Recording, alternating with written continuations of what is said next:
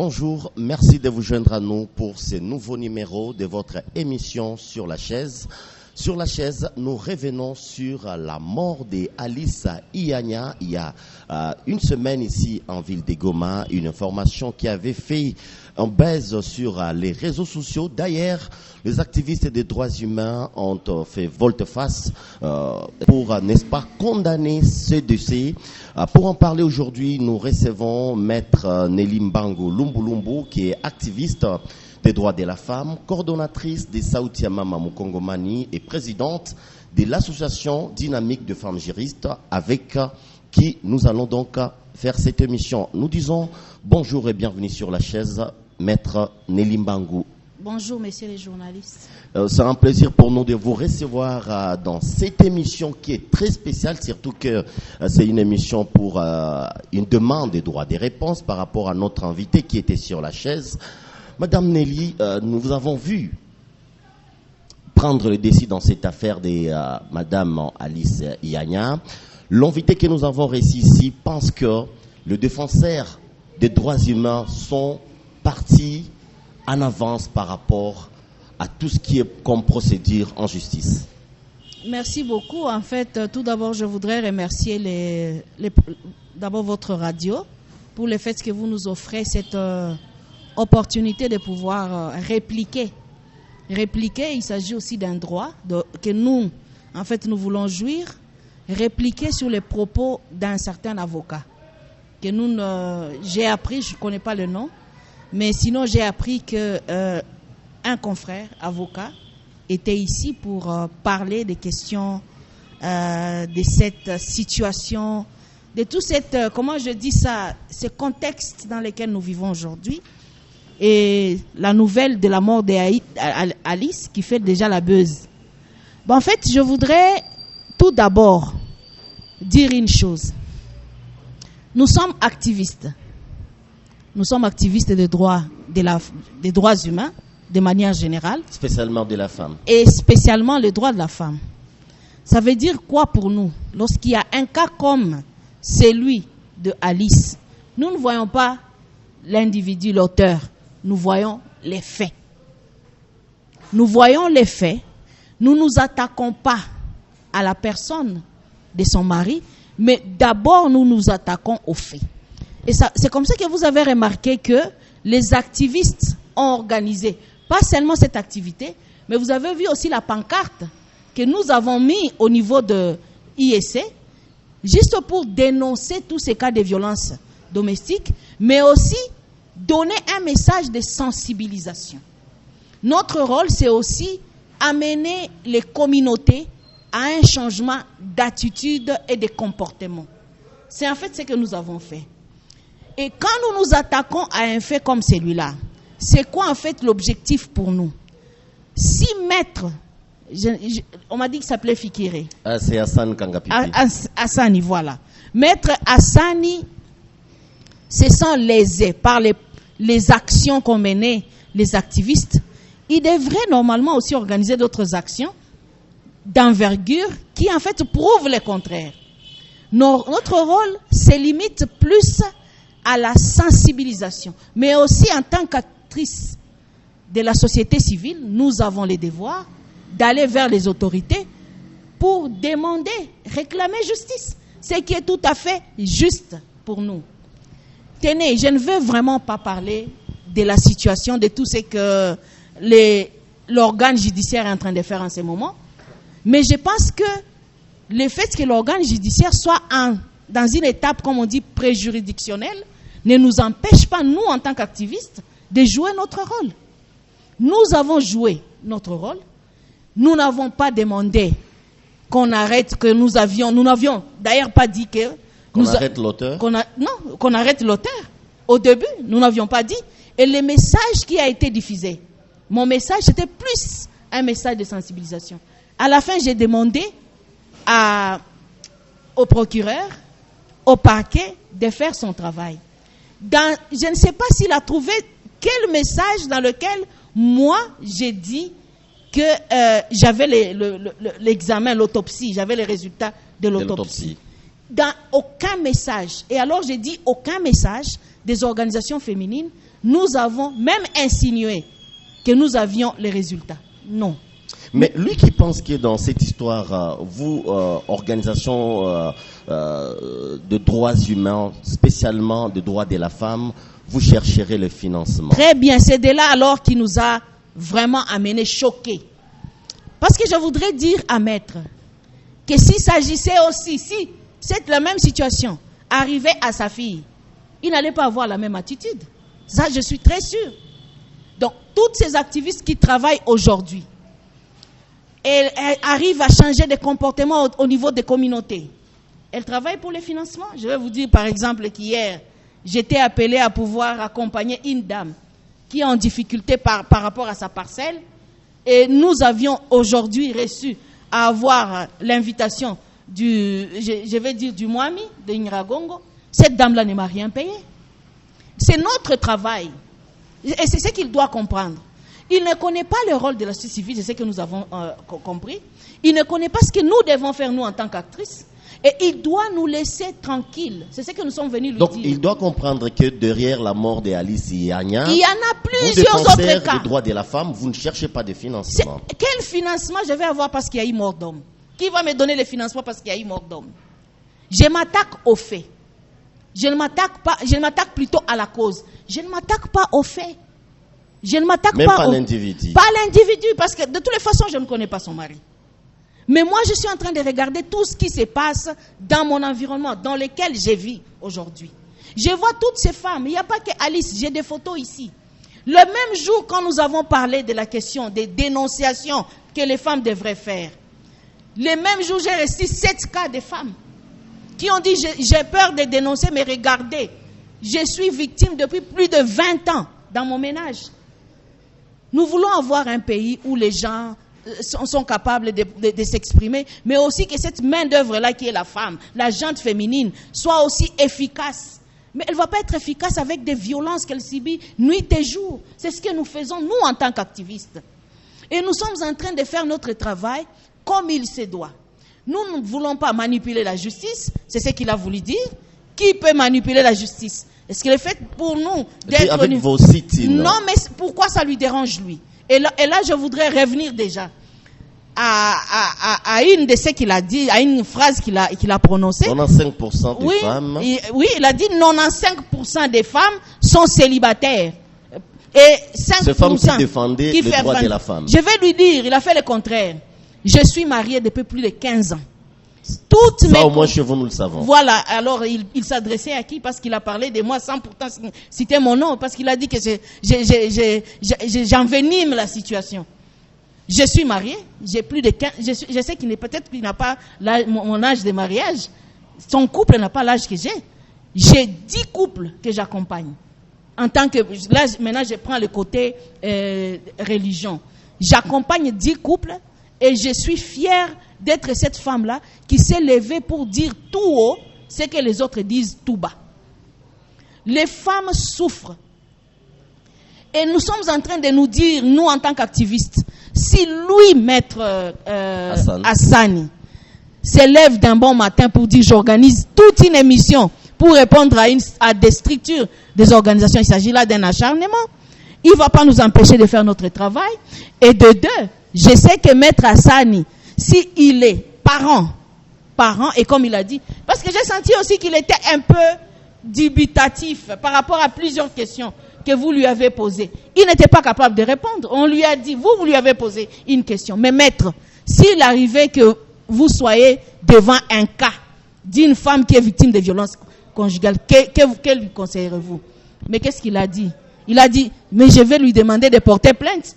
Mais c'est ce que les autres ont fait. Et je veux dire que la plainte ne vient pas des organisations féminines.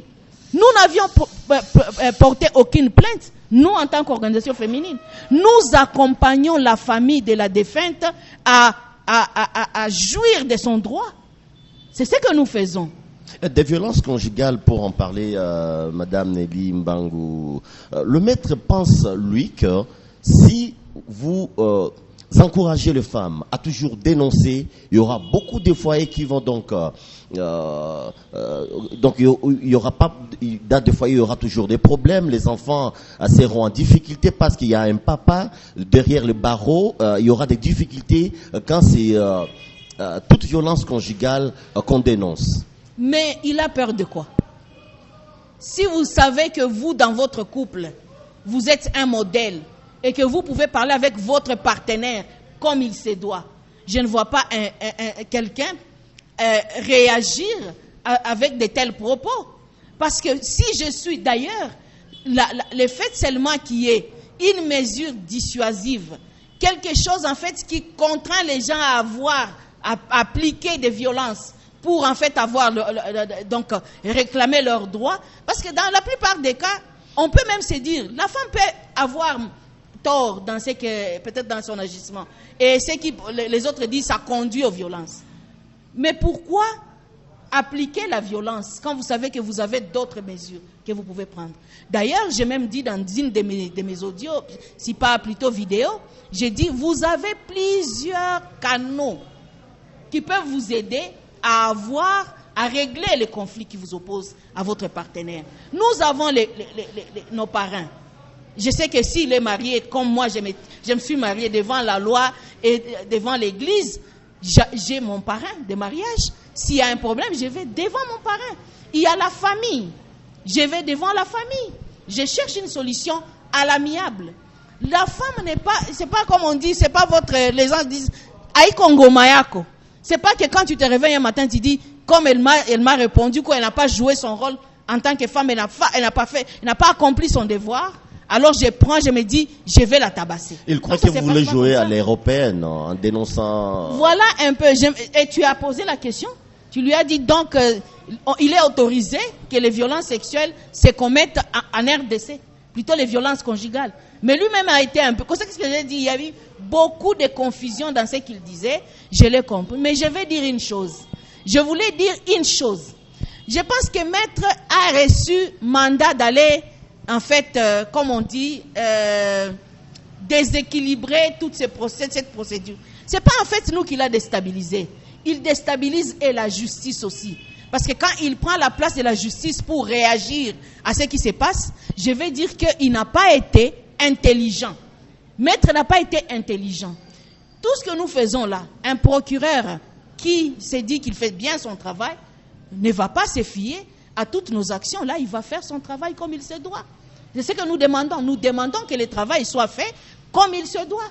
Nous demandons que la justice fasse son travail. Si monsieur le mari de la défunte est innocent, il sera libéré. Et s'il n'est pas innocent, il doit être jugé conformément à la loi.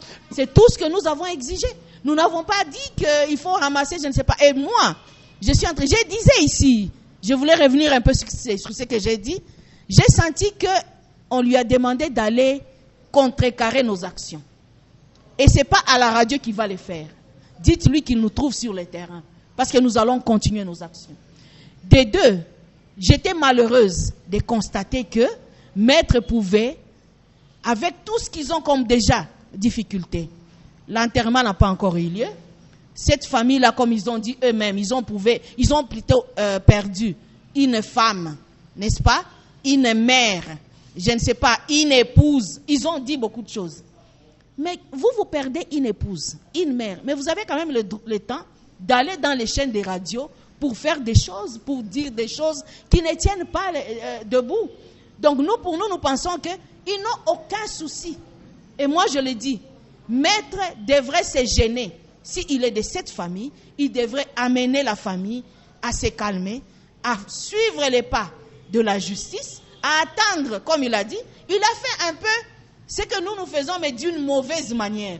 Parce que nous faisons nos actions qui sont non violentes, et nous nous attaquons à personne, mais nous voyons seulement les faits, mais aussi nous nous attaquons aux causes Exactement, maître Nelly Mbangu Lumbu, il y a des agitations partout. Si vous avez suivi, même du côté de la famille de Alice Ianya, il y a des déclarations qui se font comme quoi son mari frappait toujours sur sa femme. Il y a aussi la famille de celui qu'on accuse comme mari de Alice Ianya, qui ne frappait pas sa femme. Et il était donc il était bien avec sa femme.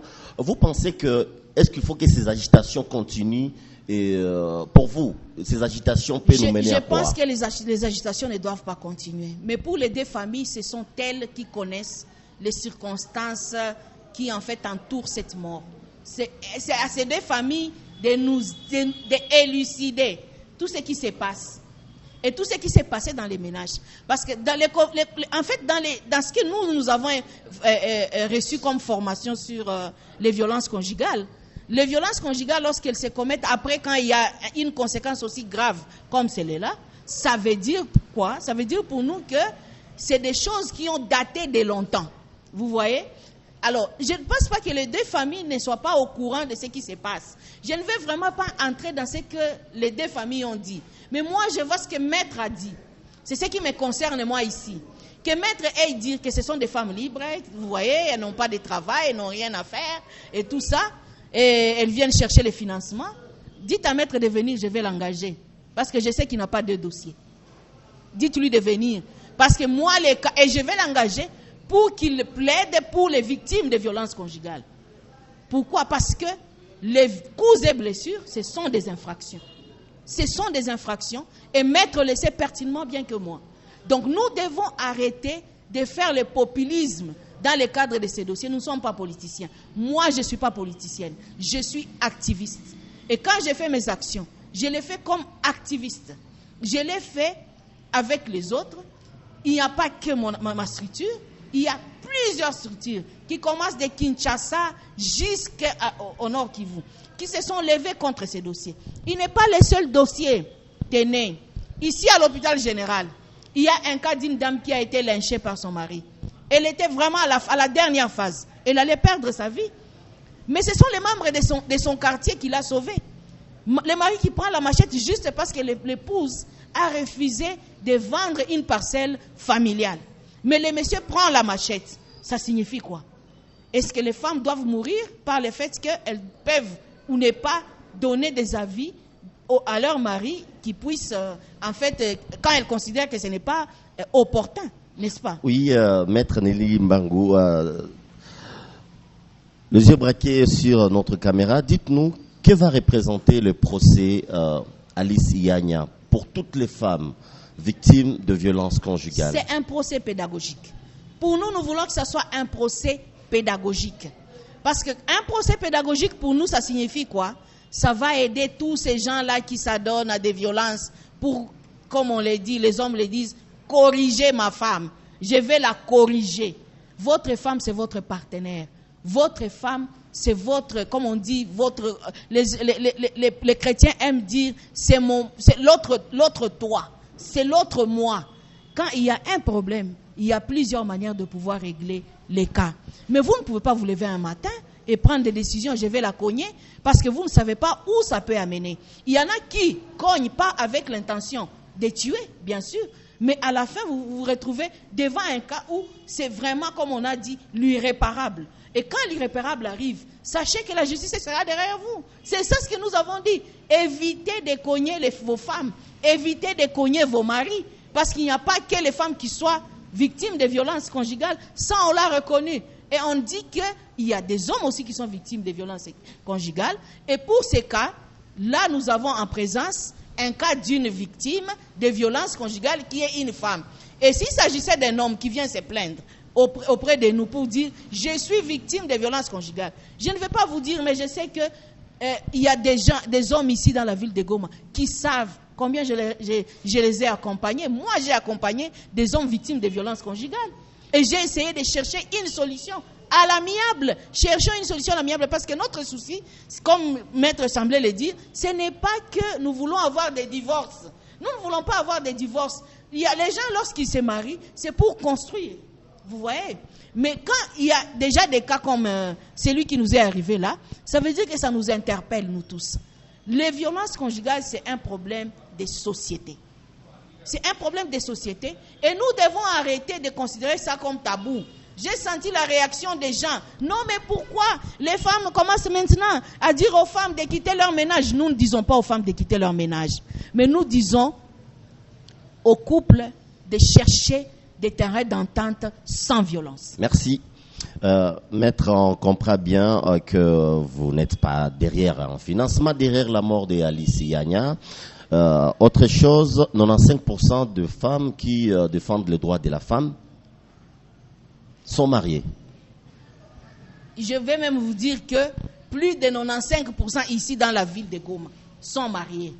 Je ne vais pas citer les noms des gens ici. Et vous ne cherchez pas les financements. Mais pour quelle raison? Et même si je cherchais les financements, maître. Mais si on me donne ces financements-là, parce que l'effet là, il est réel, les violences conjugales sont réelles, je prendrai. J'ai dit sur ma page Facebook que je construirai des centres où je mettrai des médecins, des psychologues, des juristes, avocats, pour aider toutes ces familles qui sont aujourd'hui en désharmonie et essayer de voir comment avoir un monde harmonieux. Des familles qui vivent dans l'harmonie. Parce qu'en fait, la plupart des cas, nous avons compris que les ceux-là qui pratiquent, qui utilisent plus la violence conjugale contre leurs épouses, ils ont toujours des passés qui doivent être interrogés. Ce sont des problèmes psychologiques qui, en fait, les amènent à pouvoir agir comme ça. Et si nous avons ces centres-là, où est le problème? Ce sera notre travail. Merci. Nous allons contribuer au développement de notre pays. Merci, maître. Le plaisir était pour nous de vous recevoir sur la chaise pour cette émission spéciale. Nous sommes arrivés à la fin de cette émission. Merci de nous suivre. Merci de partager cette vidéo. Surtout, merci de vous abonner sur notre chaîne. On se retrouve à la prochaine pour un autre numéro.